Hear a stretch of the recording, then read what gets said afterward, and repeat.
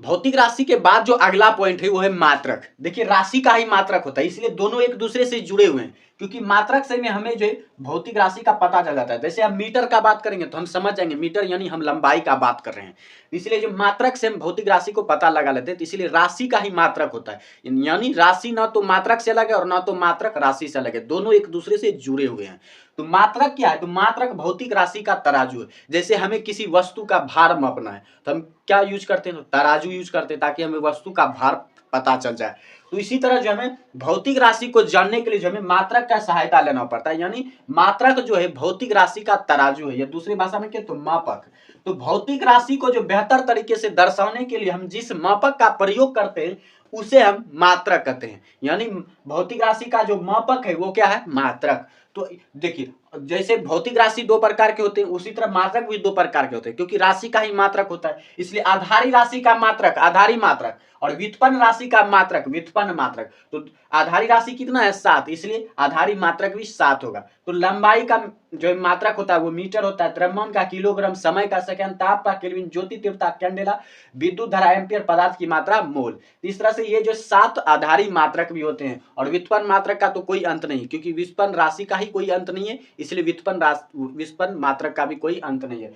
तो इस तरह से व्युत्पन्न राशि का जो मात्रक है वो व्युत्पन्न मात्रक कहलाएगा। तो मात्रक आप समझ गए। अब है कि मात्रक को हम किस तरह से बेहतर तरीके से दर्शा सकते हैं। देखिए किसी भी भौतिक राशि को जो दर्शाने के लिए, बेहतर तरीके से बताने के लिए सिर्फ मात्रक काफी नहीं होता है, क्योंकि अगर हम मीटर का सिर्फ बात करेंगे, इससे ये तो पता चल रहा है कि मीटर यानी हम लंबाई का बात करें, लेकिन कितना लंबाई का बात करें ये पता नहीं चल रहा है, यानी हमें परिमाण पता नहीं चला है। तो परिमाण पता करने के लिए यहाँ हमें परिमाण भी देना होगा। तो मीटर के जगह पे अगर हम बोले 10 मीटर, तो 10 मीटर में पता चल रहा है कि मीटर यानी लंबाई का बात करें वो कितना यूनिट है? तो 10 यूनिट है, यानी 10 मीटर। तो 10 मीटर से हमें भौतिक राशि का अच्छे तरीके से पता चल रहा है कि भौतिक राशि किस प्रकार जो दर्शाई गई है, या कौन सी लंबाई की बात हो रही है। तो इस तरह से जो हम जो भौतिक राशि को दर्शाने के लिए दो चीजों का इस्तेमाल करते हैं, पहला है संख्या, दूसरा है मात्रक। संख्या जो परिमाण को बतलाता है, भौतिक राशि के परिमाण को बतलाता है, और मात्रक जो भौतिक राशि को बतलाता है कि कौन सी भौतिक राशि है। जैसे मीटर, तो मीटर कौन सी भौतिक राशि है? तो लंबाई है। तो और 10 क्या बतला रहा है? ये वस्तु के परिमाण को बतला रहा है कि कितनी लंबाई है। तो उसके बाद देखिए ये जो 10 है सिर्फ वस्तु के परिमाण को ही नहीं बताता, ये राशि के परिमाण को नहीं बताता। ये जो राशि, पहला तो ये बताता है राशि का परिमाण, दूसरा में भी ये एक चीज बतलाता है कि ये मीटर जो है 10 बार आया है। ये मीटर कितनी बार आया है? 10 बार, यानी 1 metre plus 1 metre plus 1 metre, यानी हम इसको 10 बार गुना करें, 10 बार जोड़ें, तब पर भी हमें 10 मीटर मिल जाएगा। यानी मीटर को हमने कितनी बार जोड़ा? 10 बार जोड़ा, यानी ये मीटर कितनी बार आया है? 10 बार आया है। तो यानी ये जो संख्या है ये हमें ये भी बतलाता है कि मात्रक कितनी बार आया है या कितना गुना आया है।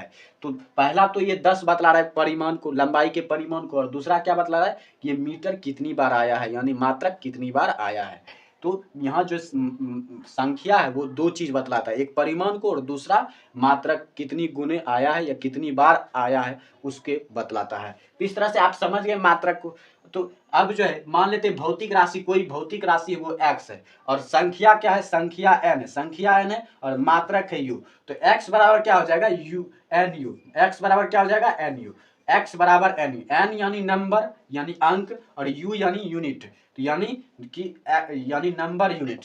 तो यानी किसी भी भौतिक राशि को जो हम x बराबर nu पे लिख सकते हैं, nu पर ही हम किसी को लिखते हैं। जैसे 10 मीटर, तो यहाँ 10 क्या है? n है, और मीटर क्या है? यूनिट है, यानी u।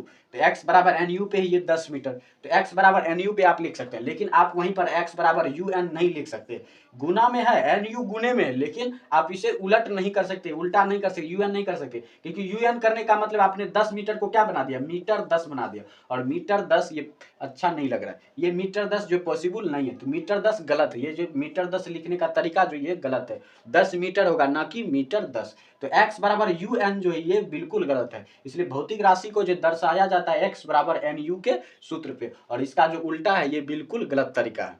तो इस तरह से आप समझ गए मात्रक कितने प्रकार के होते हैं, मात्रक को किस तरह से दर्शाया जाता है भौतिक राशि को बताने के लिए।